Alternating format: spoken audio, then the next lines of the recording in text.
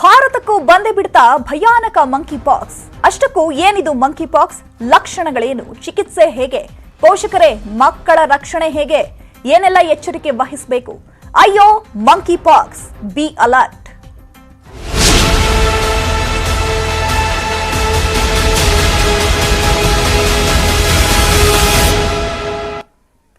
Corona ಆಯ್ತು, ಇದೀಗ monkey pox ಭೀತಿ ಎದುರಾಗಿದೆ. ಭಾರತಕ್ಕೂ ಕಾಲಿಟ್ಟಿದ್ಯಾ ಮಹಾಮಾರಿ ಮಂಕಿ ಪಾಕ್ಸ್ ಅನ್ನುವಂತಹ ಪ್ರಶ್ನೆ ಎದುರಾಗಿದೆ. ಶಂಕಿತ ರೋಗಿಗಳ ಮಾದರಿಯನ್ನ ಪರೀಕ್ಷೆಗೆ ರವಾನಿಸಲಾಗಿದೆ.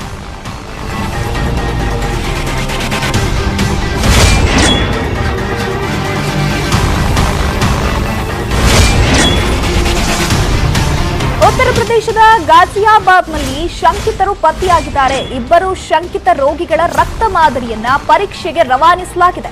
ವಿದೇಶಗಳಲ್ಲಿ ಹರಡುತ್ತಿದೆ ಈ ಮಂಕಿ ಪಾಕ್ಸ್.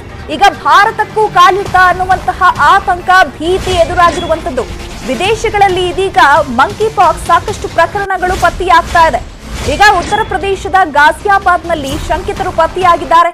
ಇಬ್ಬರು ಶಂಕಿತ ರೋಗಿಗಳ ರಕ್ತ ಮಾದರಿಯನ್ನ ಇದೀಗ ಪರೀಕ್ಷೆಗೆ ರವಾನಿಸಲಾಗಿದ್ದು, ವಿದೇಶಗಳಲ್ಲಿ ಇದು ಹರಡ್ತಾ ಇದೆ. ಈಗ ಭಾರತಕ್ಕೂ ಇದು ಕಾಲಿಡ್ತಾ ಅನ್ನುವಂತಹ ಭೀತಿ, ಆತಂಕ ಜನರಲ್ಲಿ ಮನೆ ಮಾಡಿದೆ.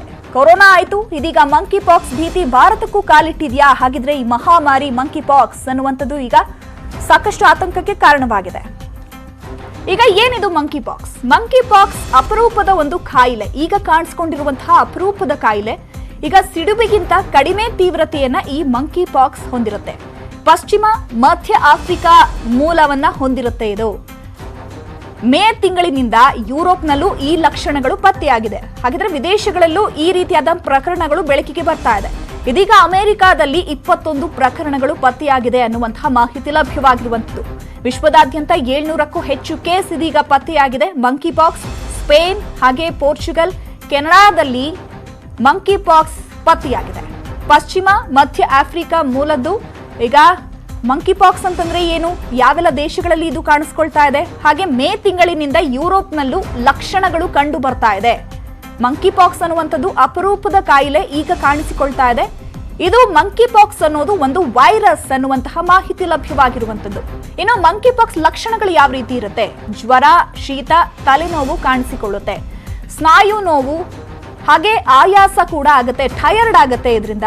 ಇನ್ನು ಮುಖ, ದೇಹದ ಮೇಲೆ ಗುಳ್ಳೆಗಳು ಏಳುತ್ತೆ ಅನ್ನುವಂಥದ್ದು ಈಗ ಲಭ್ಯವಾಗಿರುವಂಥದ್ದು ಮಾಹಿತಿ. ವಿಪರೀತ ಚಳಿ ಆಗುತ್ತೆ, ಸ್ನಾಯು ಸೆಳೆತವಾಗುತ್ತೆ, ಇವೆಲ್ಲ ಕೂಡ ಮಂಕಿ ಪಾಕ್ಸ್ನ ಲಕ್ಷಣಗಳು. ಮೈಕೈ ನೋವಾಗುತ್ತೆ, ಆಯಾಸ ಆಗುತ್ತೆ, ಹಾಗೆ ಮುಖದಲ್ಲಿ ಪಿಂಪಲ್ಸ್ಗಳು ಏಳುತ್ತೆ, ಊದ್ಕೊಂಡಂತೂ ಇನ್ನು ಗ್ರಂಥಗಳು ಕೂಡ ಊದ್ಕೊಳ್ಳುತ್ತೆ ಇಲ್ಲಿ. ಇವೆಲ್ಲ ಕೂಡ ಸಿಂಪ್ಟಮ್ಸ್ಗಳು ಕಂಡಾಕ್ಷಣ ನೀವು ಡಾಕ್ಟರ್ನ ಹೋಗಿ ಕಾಂಟ್ಯಾಕ್ಟ್ ಮಾಡಬೇಕಾಗತ್ತೆ, ಟ್ರೀಟ್ಮೆಂಟ್ ಅನ್ನ ಪಡ್ಕೊಳ್ಬೇಕಾಗತ್ತೆ. ಬಟ್ ಇವಾಗ ಹೇಗೆ ಮಂಕಿ ಪಾಕ್ಸ್ ಅಂತ ಹೇಗೆ ಇದನ್ನ ಪತ್ತೆ ಹಚ್ಚೋದು ಅನ್ನುವಂಥದ್ದನ್ನ ನಾವು ತೋರಿಸ್ತಾ ಇದೀವಿ. ಲಕ್ಷಣಗಳು ಯಾವ ರೀತಿ ಇರುತ್ತೆ ಅಂತ. ವಿಪರೀತ ಚಳಿ ಆಗುತ್ತೆ, ಸ್ನಾಯು ಸೆಳೆತ ಆಗುತ್ತೆ. ಇನ್ನು ಮಂಕಿ ಪಾಕ್ಸ್ ಅಪರೂಪದ ಕಾಯಿಲೆ ಆಗಿರೋದ್ರಿಂದ, ವೈರಸ್ ಆಗಿರೋದ್ರಿಂದ ಇದನ್ನ ಹಾಗೆ ನಾವು ನಿರ್ಲಕ್ಷ್ಯ ಮಾಡೋಕೆ ಸಾಧ್ಯವಿಲ್ಲ. ಸಿಡುಬಿಗಿಂತ ಕಡಿಮೆ ತೀವ್ರತೆಯನ್ನ ಇದು ಹೊಂದಿರುತ್ತೆ. ಪಶ್ಚಿಮ ಮಧ್ಯ ಆಫ್ರಿಕಾ ಮೂಲದಿದಾಗಿದ್ದು ಈಗ ವಿದೇಶಗಳಲ್ಲೂ ಕೂಡ ಸಾಕಷ್ಟು ಪ್ರಕರಣಗಳು ಕಂಡು ಬರ್ತಾ ಇರುವಂತದ್ದು. ಈಗ ಇತ್ತೀಚೆಗೆ ಯುರೋಪ್ನಲ್ಲೂ ಕೂಡ ಮೇ ತಿಂಗಳಿನಿಂದ ಲಕ್ಷಣಗಳು ಕಂಡು ಬರ್ತಾ ಇದೆ. ಅಮೆರಿಕಾದಲ್ಲಿ ಈವರೆಗೂ 21 ಪ್ರಕರಣಗಳು ಪತ್ತೆಯಾಗಿದ್ದು, ಸೊ ಟ್ರೀಟ್ಮೆಂಟ್ ಅನ್ನ ಸಹ ಕೊಡಲಾಗ್ತಾ ಇದೆ. ವಿಶ್ವದಾದ್ಯಂತ 700ಕ್ಕೂ ಹೆಚ್ಚು ಕೇಸ್ ಪತ್ತೆಯಾಗಿದೆ.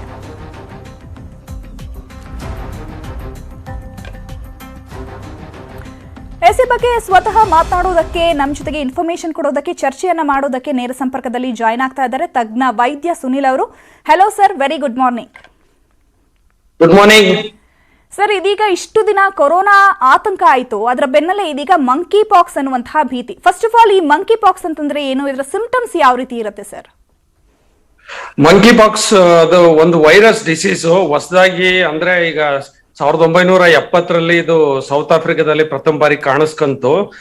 ಬಟ್ ಇನಿಷಿಯಲಿ ಏನಾಗಿತ್ತಂದ್ರೆ ಇದೆಲ್ಲ ಬರೀ ಆಫ್ರಿಕಾದ 11 ಕಂಟ್ರೀಸ್ ಅಲ್ಲಿ ಕಾಣಿಸ್ಕಂತ ಇತ್ತು. ಈಗ ಪ್ರಾಬ್ಲಮ್ ಏನಂದ್ರೆ ವಿಶ್ವದ 30 ದೇಶಗಳಲ್ಲಿ ಮಂಕಿ ಪಾಕ್ಸ್ ಕಾಣಿಸ್ಕೊಂಡಿದೆ. ಅದು ಸ್ವಲ್ಪ ವಿಶ್ವ ಆರೋಗ್ಯ ಸಂಸ್ಥೆಯವರು ಆರೋಗ್ಯಕ್ಕೆ ಒಂದ್ ಸ್ವಲ್ಪ ಆತಂಕಾರಿ ಬೆಳವಣಿಗೆ ಅಂತ ಹೇಳಿದ್ದಾರೆ. ಒಂದ್ ಆಸ್ಪೆಕ್ಟ್. ಎರಡನೇದು, ಈ ಮಂಕಿ ಪಾಕ್ಸ್ ಕಾಣಿಸ್ಕೋಬೇಕಾದ್ರೆ ಒಂದು 3 ಸಿಂಪ್ಟಮ್ಸ್ ಇಂಪಾರ್ಟೆಂಟ್ ಇರುತ್ತೆ. ಒಂದು ಫೀವರ್ ಇರುತ್ತೆ, ಎರಡನೇದು ರ್ಯಾಷಸ್ ಇರುತ್ತೆ, ಮೂರನೇದು ಲಿಂಫೆಡಿನೋಪತಿ ಅಂತ ಹೇಳ್ತೀವಿ. ಅಂದ್ರೆ ಒಂದು ಗ್ರಂಥಿಗಳ ಏನಿರ್ತವೆ ಅದ್ರದ್ದು ಊತ ಇರುತ್ತೆ. ಈ 3 ಮೇಜರ್ ಹಿಸ್ಟ್ರೀಸ್ ಇರುತ್ತೆ ಇರುತ್ತೆ.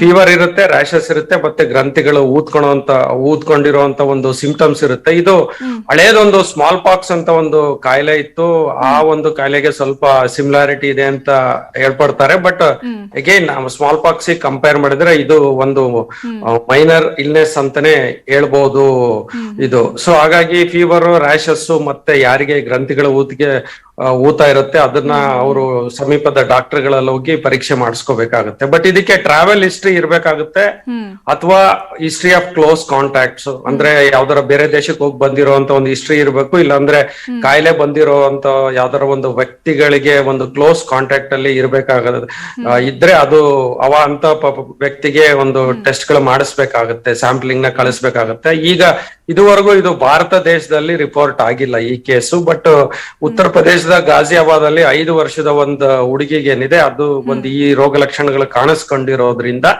ಆ ಒಂದು ಹುಡುಗಿಯ ಸ್ಯಾಂಪಲ್ಸ್ ಏನಿದೆ ಅದನ್ನ ಟೆಸ್ಟಿಂಗ್ ಕಳಿಸಿದ್ದಾರೆ. Results R awaited. ಸರ್, ಇದೀಗ ಈ ಒಂದು ಮಂಕಿ ಪಾಕ್ಸ್ ಅಂತ ಅನ್ನೋದು ಒಬ್ಬರಿಂದ ಒಬ್ಬರಿಗೆ ಹರಡುವಂತಹ ಕಾಯಿಲೆನಾ? ಇದು ಹೇಗೆ? ಅಲ್ಲ, ಇದು ಹೌದು, ಖಂಡಿತವಾಗ್ಲು. ಅಂದ್ರೆ ಮಂಕಿ ಪಾಕ್ಸ್ ಕ್ಲೋಸ್ ಕಾಂಟ್ಯಾಕ್ಟ್ ಆಗಿದ್ದಾಗ ಒಬ್ಬರಿಂದ ಇನ್ನೊಬ್ಬರಿಗೆ ಹರಡುವಂತ ಸಾಧ್ಯತೆ ಇರುತ್ತೆ. ಅಂದ್ರೆ ಆ ವ್ಯಕ್ತಿಯಲ್ಲಿ ಏನಾದ್ರೂ ನಾವು ಲಿಷನ್ಸ್ ಅಂತ ಹೇಳ್ತೀವಿ, ಅಂದ್ರೆ ಈಗ ರ್ಯಾಶ್ ಆಗಿ ಆ ರ್ಯಾಶ್ ಗಳನ್ನ ಇನ್ನೊಬ್ಬ ವ್ಯಕ್ತಿ ಹೋಗಿ ಮುಟ್ಟಿದಾಗ ಅಥವಾ ತುಂಬಾ ಹತ್ರ ಬಂದಾಗ ಅವರು ಉಪಯೋಗಿಸುವಂತ ಬೆಡ್ಶೀಟು ಅಥವಾ ಏನಿದೆ ಟವಲ್ಗಳು ಅದನ್ನ ಮುಟ್ಟಿದಾಗ ಅವ್ರದ್ದು ಸೆಕ್ರೇಷನ್ ಏನಾದ್ರು ಟಚ್ ಮಾಡಿದಾಗ ಅದು ಒಬ್ಬರಿಂದ ಇನ್ನೊಬ್ಬರಿಗೆ ಹರಡುವಂತ ಸಾಧ್ಯತೆ ಇರುತ್ತೆ. ಅದಕ್ಕೆ ಅದು ಸ್ವಲ್ಪ ಆತರ ಇರೋದ್ರಿಂದ ಸ್ವಲ್ಪ ಒಂದು ವ್ಯಕ್ತಿಗೆ ಯಾವ್ದಾದ್ರು ರಿಪೋರ್ಟ್ ಆದಾಗ ಅಂತ ಒಂದು ವ್ಯಕ್ತಿಯ ಕಾಂಟ್ಯಾಕ್ಟ್ಸ್ ಇವ್ರು ಬಂದಾಗ ಅದರಿಂದ ಇನ್ನೊಬ್ರಿಗೆ ಬರುವಂತ ಸಾಧ್ಯತೆ ಇರುತ್ತೆ. ಎರಡನೇದು, ಇದು ಪ್ರಾಣಿಗಳಿಂದನೂ ಕೂಡ ಬರುವಂತ ಒಂದು ಸಾಧ್ಯತೆ ಇರುತ್ತೆ. ಹಾಗಾಗಿ ಒಂದು ಮನುಷ್ಯರಿಂದ ಇನ್ನೊಬ್ರು ಮನುಷ್ಯಕ್ಕೆ ಬರೋದು, ಪ್ರಾಣಿಗಳಿಂದ ಮನುಷ್ಯರಿಗೆ ಬರುವಂತ ಸಾಧ್ಯತೆನೂ ಇರುತ್ತೆ. ಇದು ಝೂನೋಟಿಕ್ ಡಿಸೀಸ್ ಅಂತ ನಾವ್ ಹೇಳ್ತೀವಿ. ಸೊ ಅದ್ರಾಗಿ ಪ್ರಾಣಿಗಳು ಅರ್ಧ ತಿಂದು ಬಿಟ್ಟಿರುವಂತ ಹಣ್ಣುಗಳನ್ನ ಇರ್ಬೋದು, ಅಥವಾ ಪ್ರಾಣಿಗಳ ಒಂದು ಕಡಿತದಿಂದ ಇರ್ಬೋದು, ಆತರ ಎಲ್ಲ ಕೆಲವೊಂದು ಬೆಳವಣಿಗೆಗಳಿದ್ರೆ ಅದರಿಂದನೂ ಕೂಡ ಮನುಷ್ಯರಿಗೆ ಬರುವಂತ ಸಾಧ್ಯತೆ ಇರುತ್ತೆ. ಹಾಗಾಗಿ ಆಫ್ರಿಕಾದಲ್ಲಿ ಇದು ಪ್ರಥಮ ಬಾರಿಗೆ ಪ್ರಾಣಿಗಳಿಂದ ಮನುಷ್ಯನಿಗೆ ಬಂದಿದೆ. 1970ರಿಂದ ರಿಪೋರ್ಟ್ ಆಗಿದೆ ಅಂತ ಹೇಳ್ತಾ ಇದೆ. ಬಟ್ ಈಗ ಸದ್ಯದ ಮಟ್ಟಿಗೆ ಈ 30 ಕೇಸ್ಗಳಲ್ಲಿ ಬಂದಿರುವಂತದ್ದು ಸ್ವಲ್ಪ ಆತಂಕಾರಿ ಬೆಳವಣಿಗೆ ಅಂತ ಹೇಳ್ಬೋದು. ಬಟ್ ನಮ್ಮ ದೇಶದಲ್ಲಿ ಇವತ್ತವರೆಗೂ ರಿಪೋರ್ಟ್ ಆಗಿಲ್ಲ. ಸೊ ಜನಗಳು ಅನಗತ್ಯವಾಗಿ ಆತಂಕಕ್ಕೆ ಒಳಗೋಗಂತ ಅವಶ್ಯಕತೆ ಇಲ್ಲ, ಬಟ್ ಜಾಗರೂಕತೆಯಿಂದ ಇರಬೇಕಾಗತ್ತೆ. ಸರ್, ಇದೀಗ ಈ ಮಂಕಿ ಪಾಕ್ಸ್ ಅಂತ ಹೇಳೋದು ಯಾವ ಏಜ್ ಗ್ರೂಪ್ ನಲ್ಲಿ ಜಾಸ್ತಿ ಕಾಣಿಸ್ಕೊಳ್ಳುತ್ತೆ? ಇವಾಗ ಮಕ್ಕಳಲ್ಲಿ ಜಾಸ್ತಿ ಕಾಣಿಸ್ಕೊಳ್ಳುತ್ತಾ, ವಯಸ್ಕರಲ್ಲಿ ಜಾಸ್ತಿ ಕಾಣಿಸ್ಕೊಳ್ಳುತ್ತಾ, ಅಥವಾ ವೃದ್ಧರಲ್ಲಿ ಜಾಸ್ತಿ ಕಾಣಿಸ್ಕೊಳ್ಳುತ್ತಾ? ಯಾವ ಏಜ್ ಗ್ರೂಪ್ ಅನ್ನ ಇದು ಟಾರ್ಗೆಟ್ ಮಾಡುತ್ತೆ? ಇದು ಸ್ಪೆಸಿಫಿಕ್ ಆಗಿ ನೋಡ್ತಾ ಹೋದಾಗ ಯೂಶಲಿ ಆಫ್ರಿಕಾದ ಡೇಟಾಸ್ ಎಲ್ಲ ನೋಡ್ತಾ ಹೋದಾಗ ಯಂಗರ್ ಪಾಪ್ಯುಲೇಷನ್ ಅಲ್ಲಿ ಜಾಸ್ತಿ ಕಾಣಿಸ್ಕೊಳ್ತಾ ಇದೆ. ವೃದ್ಧರಲ್ಲಿ ಕಾಣಿಸ್ಕೊಂಡಿರುವಂತ ಸಾಧ್ಯತೆಗಳು ತುಂಬಾ ಕಮ್ಮಿ. ಹಾಗೆ ಕೂಡ ಮಕ್ಕಳಲ್ಲೂ ಕೂಡ ಕಾಣಿಸ್ಕೊಳ್ಳುವಂತ ಸಾಧ್ಯತೆ ಇರುತ್ತೆ. ಹಾಗಾಗಿ ಒಂದು ಯಂಗರ್ ಪಾಪ್ಯುಲೇಷನ್, ಹದಿಹರೆಯದ ವಯಸ್ಕರು ಮತ್ತೆ ಮಕ್ಕಳಲ್ಲೂ ಕಾಣಿಸ್ಕೊಳುತ್ತೆ. ಬಟ್ ಇದಕ್ಕೆ ಸ್ಪೆಸಿಫಿಕ್ ಆಗಿ ಏಜ್ ಲಿಮಿಟ್ ಅಂತ ಏನಿಲ್ಲ, ಎಲ್ಲಾ ಏಜ್ ಗಳಲ್ಲೂ ಕಾಣಿಸ್ಕೊಳ್ಳುವಂತ ಸಾಧ್ಯತೆ ಇರುತ್ತೆ. ಬಟ್ ಇವೆರಡು ಏಜ್ ಗ್ರೂಪ್ ಗಳಲ್ಲಿ ಸ್ವಲ್ಪ ಜಾಗರೂಕತೆಯಿಂದ ಇರಬೇಕಾಗುತ್ತೆ. ಯಾಕಂದ್ರೆ ಬೇರೆ ದೇಶಗಳ ಒಂದು ಡೇಟಾಗಳು ನೋಡ್ತಾ ಹೋದಾಗ ಈ ಒಂದು 2 ಗ್ರೂಪ್ ಗಳಲ್ಲಿ ಇದು ಜಾಸ್ತಿ ಕಾಣಿಸ್ಕೊಳ್ತಾ ಇದೆ. ಬಟ್ ಎಲ್ಲಾ ಏಜ್ ಗಳಲ್ಲಿ ಇದು ಕಾಣಿಸ್ಕೊಳ್ಳುವಂತ ಸಾಧ್ಯತೆ ಇರುತ್ತೆ. ಸರ್, ಈಗ ಮಂಕಿ ಪಾಕ್ಸ್ ಬಂದಾದ್ಮೇಲೆ ಯಾವ ರೀತಿ ಮುನ್ನೆಚ್ಚರಿಕಾ ಕ್ರಮಗಳನ್ನು ತೆಗೆದುಕೊಳ್ಬೇಕಾಗತ್ತೆ? ಪ್ರಿಕಾಷನರೀಸ್ ಯಾವ ರೀತಿ ತಗೊಳ್ಬೇಕಾಗತ್ತೆ? ಅದೇ ಒಂದ್ಸಲ ಮಂಕಿ ಪಾಕ್ಸ್ ಏನಾದ್ರು ಈಗ ಲಿಷನ್ಸ್ ಅಕಸ್ಮಾತ್ ಏನಾದ್ರು ಸಸ್ಪೆಕ್ಟೆಡ್ ಸಿಂಪ್ಟಮ್ಸ್ ಇದ್ರೆ, ಫೀವರ್, ರ್ಯಾಷಸ್ ಅಥವಾ ಗ್ರಂಥಿಗಳು ಊದ್ಕೊಳ್ಳುವಂತ ಯಾವ್ದಾರು ಒಂದು ಸಿಂಪ್ಟಮ್ಸ್ ಏನಾದ್ರು ಕಾಣಿಸ್ಕೊಂಡ್ರೆ, ಅಥವಾ ಟ್ರಾವೆಲ್ ಹಿಸ್ಟ್ರಿ ಇದ್ರೆ, ಅಂತ ವ್ಯಕ್ತಿಗೆ ಯಾವ್ದಾದ್ರು ಸಿಂಪ್ಟಮ್ಸ್ ಇದ್ರೆ ಅವರು ಸೆಲ್ಫ್ ಐಸೋಲೇಷನ್ ಆಗ್ಬೇಕಾಗತ್ತೆ. ಸೆಲ್ಫ್ ಐಸೋಲೇಷನ್ ಆಗಿ ಅಂದ್ರೆ ಬೇರೆಯವ್ರ ಜೊತೆ ಕಾಂಟ್ಯಾಕ್ಟ್ ಮಾಡ್ದಂಗೆ ಇರ್ಬೇಕಾಗತ್ತೆ. ಅಂದ್ರೆ ಕೋವಿಡ್ ಅಲ್ಲಿ ನಾವ್ ಯಾವ ತರ ಇತ್ತು ಕ್ವಾರಂಟೈನ್ ಅಂತ, ಆತರ ಸೆಲ್ಫ್ ಐಸೋಲೇಷನ್ ಆಗಿ ಆಮೇಲೆ ಟೆಸ್ಟ್ ರಿಪೋರ್ಟ್ಸ್ ನ ಕಳಿಸಿ ಟೆಸ್ಟ್ ರಿಪೋರ್ಟ್ಸ್ ಬರೋವರೆಗೂ ವೈಟ್ ಮಾಡ್ಬೇಕಾಗತ್ತೆ. ಅದು ಪ್ರಿಕಾಷನರಿ ಮೆಜರ್ಸ್ ತಗೋಬೇಕಾಗತ್ತೆ. ಬಟ್ ಇಂಪಾರ್ಟೆಂಟ್ ಆಸ್ಪೆಕ್ಟ್ ಏನಪ್ಪಾ ಅಂದ್ರೆ, ಈ ಹೊಸದಾಗಿ ಮಂಕಿ ಪಾಕ್ಸಿಂಗ್ ಟೆಸ್ಟಿಂಗ್ ಏನಿದೆ ಎಲ್ಲಾ ಕಡೆ ಅವೈಲೇಬಲ್ ಇಲ್ಲ. ಅದನ್ನ ಒಂದ್ಸಲ ಯಾವ್ದಾದ್ರು ಒಂದು ಲ್ಯಾಬ್ ಅಲ್ಲಿ ಕಳಿಸಿದಾಗ ಅಲ್ಲಿಂದ National Institute of Virology Pune ಕಳಿಸ್ಬೇಕಾಗುತ್ತೆ. ಅವರು ಅದನ್ನ ಮತ್ತೆ ಫರ್ದರ್ ಕನ್ಫರ್ಮ್ ಮಾಡ್ಬೇಕಾಗುತ್ತೆ. ಸೊ ಟೆಸ್ಟಿಂಗ್ ಗೆ ನಾವು ಬಯಾಪ್ಸಿ ಅಂತ ಹೇಳ್ತೀವಿ, ಟಿಶ್ಯೂ ಕಲ್ಚರ್ ಅಂತ ಹೇಳ್ತೀವಿ.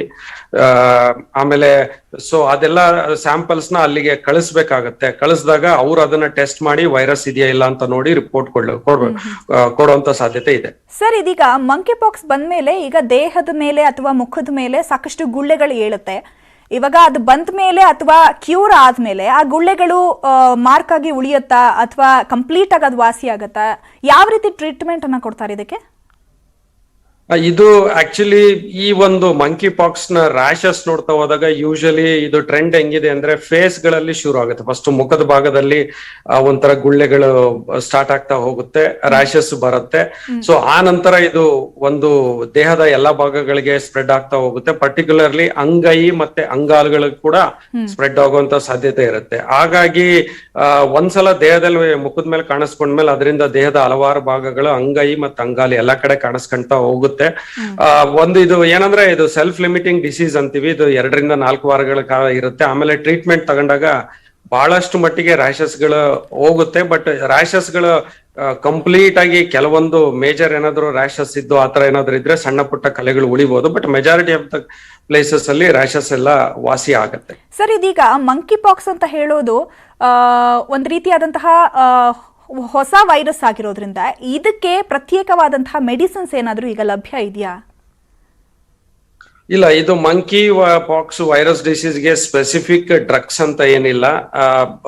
ಸಿಂಪ್ಟಮ್ಯಾಟಿಕ್ ಟ್ರೀಟ್ಮೆಂಟ್ಸ್ ಅಂತ ನಾವೇನ್ ಹೇಳ್ತೀವಿ ಅದನ್ನ ಮಾಡಬೇಕಾಗುತ್ತೆ. ಅಂದ್ರೆ ಯಾವುದೇ ಒಂದು ಕಾಯಿಲೆ ಇದ್ರೆ ರ್ಯಾಶಸ್ಗೆ ಟ್ರೀಟ್ಮೆಂಟ್, ಫೀವರ್ ಇದ್ರೆ ಫೀವರಿಗೆ ಕೊಡಬೇಕು, ಬೇರೆ ಕೊಡಬೇಕಾಗತ್ತೆ. ಒಂದೇನಪ್ಪಾ ಅಂದ್ರೆ ಸ್ಪೆಸಿಫಿಕ್ ಟ್ರೀಟ್ಮೆಂಟ್ ಇಲ್ಲದೆ ಇರೋದ್ರಿಂದ, ಇದು ವೈರಸ್ ಡಿಸೀಸ್ ಇರೋದ್ರಿಂದ ಆಂಟಿವೈರಲ್ ಡ್ರಗ್ಸ್ ಅಂತ ಒಂದು ನಾವು ಕೊಡ್ಬೇಕಾಗುತ್ತೆ, ಅಂದ್ರೆ ವೈರಸ್ಗೆ ಸಂಬಂಧಪಟ್ಟಂಗೆ. ಬಟ್ ಇಂಪಾರ್ಟೆಂಟ್ ಆಸ್ಪೆಕ್ಟ್ ಏನಪ್ಪಾ ಅಂದ್ರೆ ಸ್ಪೆಸಿಫಿಕ್ ಟ್ರೀಟ್ಮೆಂಟ್ ಅಥವಾ ಸ್ಪೆಸಿಫಿಕ್ ಡ್ರಗ್ಸ್ ಅಂತ ಏನಿಲ್ಲ. ಬಟ್ ಸಿಂಪ್ಟಮ್ಯಾಟಿಕ್ ಟ್ರೀಟ್ಮೆಂಟ್ ಏನಿದೆ ಅದನ್ನ ಕೊಡ್ತಾ ಹೋಗ್ಬೇಕಾಗತ್ತೆ. ಆಮೇಲೆ ಇನ್ನೊಂದು ರಿಪೋರ್ಟ್ ವಿಶ್ವ ಆರೋಗ್ಯ ಸಂಸ್ಥೆ ಅವ್ರು ಹೇಳ್ತಾ ಇರೋದು, ಹಳೇದೊಂದು ಸ್ಮಾಲ್ ಪಾಕ್ಸ್ ಅಂತ ಒಂದು ಕಾಯಿಲೆ ಇತ್ತು, ಇದಕ್ಕೆ very similar. But smallpox was very severe form of disease. ಅದು ವಿಶ್ವದಾದ್ಯಂತ ಈಗ ಇರಾಡಿಕೇಟೆಡ್ ಅಂತ ಹೇಳ್ತೀವಿ. ಅಂದ್ರೆ ಆ ಒಂದು ಏನಿದೆ ಆ ಡಿಸೀಸ್ ಇರಾಡಿಕೇಟ್ ಆಗಿದೆ, ಅಂದ್ರೆ ವಿಶ್ವದಲ್ಲಿ ಎಲ್ಲೂ ರಿಪೋರ್ಟ್ ಇಲ್ಲ ಅದಕ್ಕೆ.